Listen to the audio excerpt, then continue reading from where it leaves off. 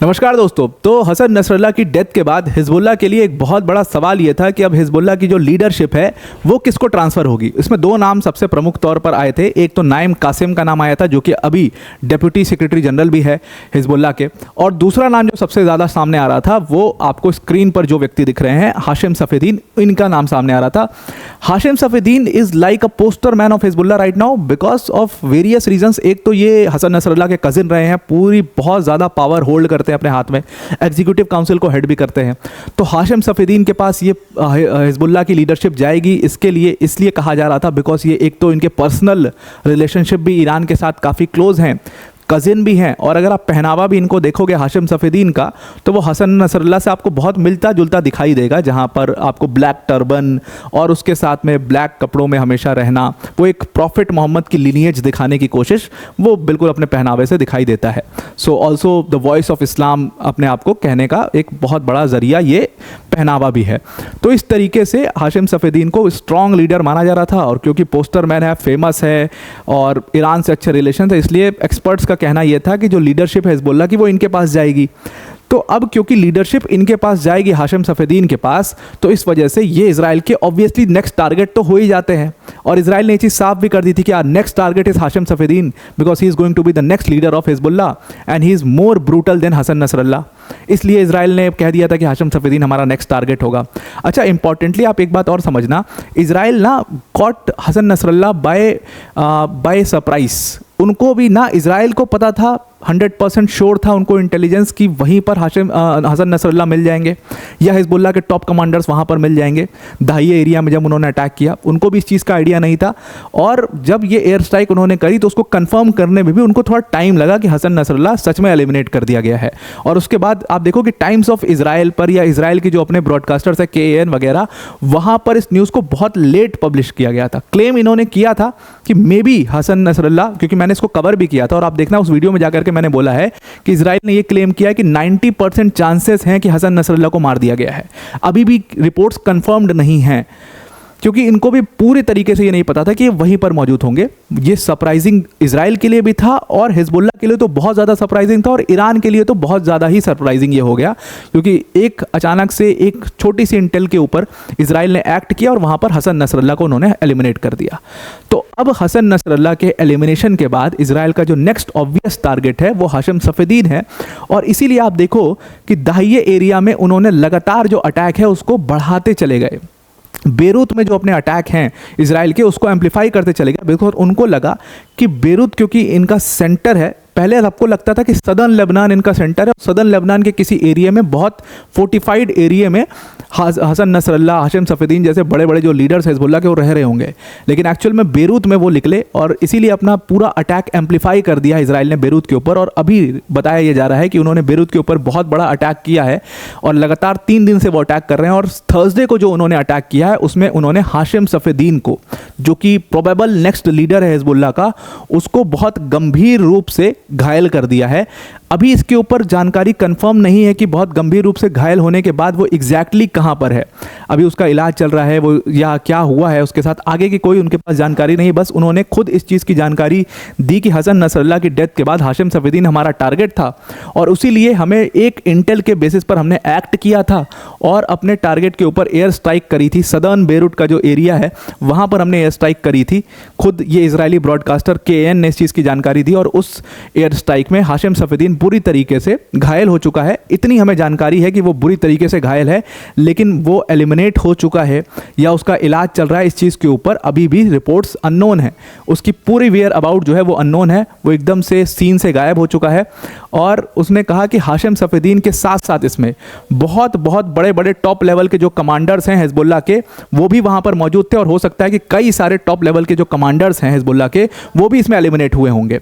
तो ये बहुत ज़्यादा चांसेस हैं कि इजराइल ने एक तरीके से हिजबुल्लाह के टॉप लेवल की जो लीडरशिप है उसको पूरी तरीके से ख़त्म कर दिया है यहाँ पर। और यही मैं आपकी पिछली वाली वीडियोस में भी आपको बोल रहा था कि बहुत चांसेस है कि हिजबुल्लाह ने टॉप लेवल लीडरशिप को पूरी तरीके से ख़त्म कर दिया, एंड दे आर क्लेमिंग कि हाशिम सफ़ीदीन भी अब बहुत ज़्यादा टाइम तक वहाँ पर रहेगा नहीं।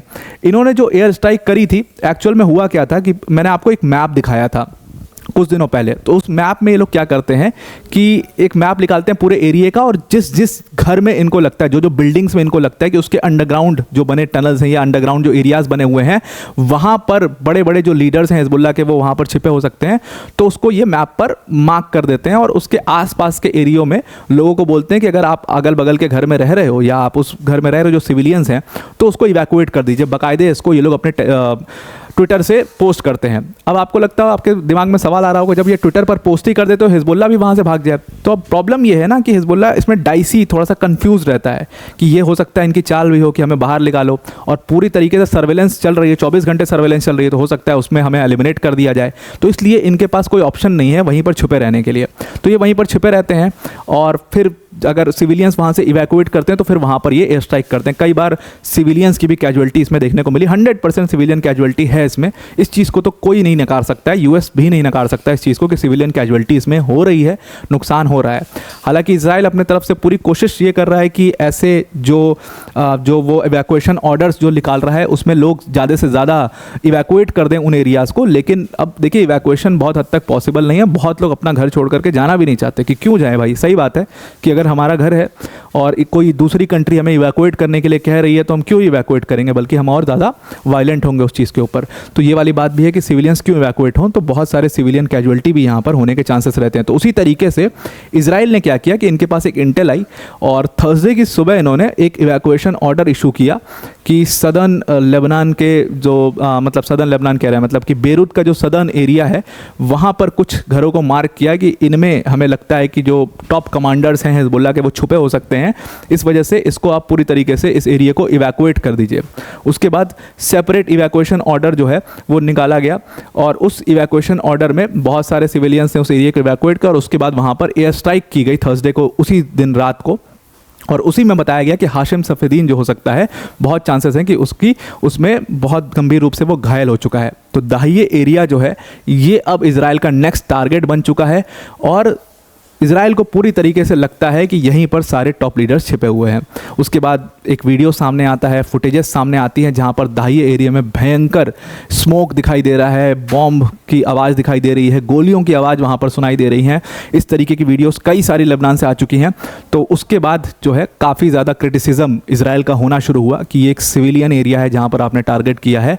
और सबसे बड़ा क्रिटिसिज्म जो इजराइल का अभी फ़िलहाल हो रहा है वो पास में एक बहुत बड़ा हॉस्पिटल था।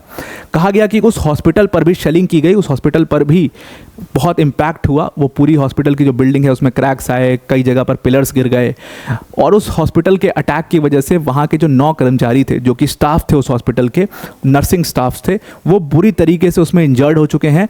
और बताया अभी तक खबर ये आई है कि उसमें से बहुत सारों की डेथ भी हो चुकी है। तो ये जो हॉस्पिटल का अटैक है इसकी वजह से इजराइल को काफ़ी ज़्यादा क्रिटिसाइज भी इसमें किया जा रहा है। अब यहाँ पर अगर आप एक ट्री देखोगे, हिजबुल्लाह की पूरी ट्री, जो टॉप लीडरशिप ट्री है हिजबुल्लाह की, उसमें देखिए हसन नसरल्लाह को तो इन्होंने एलिमिनेट कर दिया अभी रिसेंटली सितंबर 27 को। और कहा गया कि हसन नसरल्लाह के साथ जो सदर्न लेबनान का पूरा जिहाद काउंसिल को इसमें बेसिकली टारगेट किया है। मैं आपको बहुत बार बता चुका हूं कि जो जिहाद काउंसिल है हिजबुल्लाह की वो सबसे इंपॉर्टेंट काउंसिल है, बिकॉज जितने ऐसे ऑपरेशंस होते हैं वो जिहाद काउंसिल ही करता है। और जो आज की डेट में इजराइल का सबसे बड़ा सरदर्द बना हुआ था, हसन नसरल्लाह से ज़्यादा बड़ा सरदर्द था, वो अली कराकी था। मैंने आपको पहले की वीडियोज़ में बताया था, ये अली कराकी जो है वो सदर्न लेबनान के सारे ऑपरेशंस को देखता है। तो अली कराकी इनका टारगेट था। तो कहा जाता है कि हसन नसरल्लाह के साथ में अली कराकी को भी इन्होंने एलिमिनेट कर दिया है। फवाद शुक्र को इन्होंने एलिमिनेट पहले ही जुलाई में ही कर दिया था। उसके अलावा इब्राहिम अकील जो कि हिजबुल्लाह की जो एलीट कम्युनिकेशन यूनिट है उसका हेड हुआ करता था, उसको भी, इब्राहिम अकील को भी इन लोगों ने सितंबर में एलिमिनेट कर दिया है। तो मतलब कि जिहाद काउंसिल के जो टॉप मेंबर्स हैं, टॉप कमांडर्स हैं, इनको पूरी तरीके से ख़त्म कर दिया गया है। हसन नसरल्लाह को ख़त्म कर दिया गया। और क्योंकि अब लीडरशिप नाइम कासिम के पास आती तो ये टारगेट होते, लेकिन नाइम कासिम के पास लीडरशिप ना आकर के एग्जीक्यूटिव काउंसिल के हेड हाशिम सफेदीन के पास ये लीडरशिप आई है। तो अब इनके ऊपर टारगेट किया गया और ये गंभीर रूप से घायल है। और हो सकता है, इजराइल का कहना यह है कि 70% चांसेस है that Hashim Safieddine is also eliminated in our air strikes. तो आई होप आपको ये पूरा आर्टिकल समझ में आ गया होगा कि अब हिजबुल्लाह के लिए कितना मुश्किल हो चुका है सर्वाइव करना। और इसीलिए क्योंकि हिजबुल्लाह और हमास के लिए बहुत मुश्किल हो चुका है सर्वाइव करना, उनकी टॉप लीडरशिप को पूरी तरीके से इजराइल ने खत्म कर दिया है। इसीलिए ईरान अब ऑफिशियली इस वॉर में उतर चुका है। क्योंकि अब अगर ईरान इस वॉर में ऑफिशियली नहीं उतरेगा तो जो ये प्रॉक्सीज हैं जिनकी वजह से ईरान की पूरी पॉलिटिक्स चलती है मिडिल ईस्ट में, वो proxies they will cease to exist, वो बचेंगे ही नहीं और ईरान की इंटरनेशनल पॉलिटिक्स के ऊपर बहुत बड़ा डेंट लगेगा इस चीज़ का। रिपोर्ट्स ये भी हैं, यूएस ने ये भी वार्न किया है कि ईरान की न्यूक्लियर साइट्स के ऊपर इजराइल बहुत जल्दी अटैक करने वाला है। ये पहले ही वार्निंग दे दी है यूएस ने कि ईरान अगर उसको सेव कर सकता है तो उसको पहले ही कर ले, और इसमें यूएस का कोई हाथ नहीं होगा बिकॉज यूएस ने पहले ही इजराइल को इस चीज़ के लिए मना कर रखा है। इवन ये भी कहा गया है यूएन के चीफ द्वारा कि अगर न्यूक्लियर साइट्स पर अटैक होता है तो इजराइल के ऊपर सैंक्शंस भी इसमें लगाए जाएंगे। तो आपको पूरा आर्टिकल समझ में आ गया होगा। अब वीडियो को एंड करने से पहले अनअकैडमी टीम की तरफ से एक बहुत बड़ी अनाउंसमेंट है। अगर आप यूपीएससी सीएससी 2025 की प्रिपरेशन कर रहे हैं तो अनअकैडमी आपके लिए एक बहुत बड़ा स्कॉलरशिप टेस्ट लेकर आया है जिसका नाम है अनअकैडमी सिविल सर्विसेज चैंपियनशिप। और ये जो स्कॉलरशिप टेस्ट है इसमें आपको 3 फायदे होंगे। पहला फायदा तो ये होगा कि आपको ये समझ में आ पाएगा कि आपकी प्रिपरेशन कहाँ तक पहुंची है। दूसरा, क्योंकि इसमें क्वेश्चन सारे जो फैकल्टीज़ हैं उन्होंने खुद क्यूरेट किए हुए हैं तो आपको ये अंडरस्टैंडिंग हो पाएगी एकदम रियल लाइफ एग्जाम में कैसे एग्जाम क्वेश्चंस आते हैं।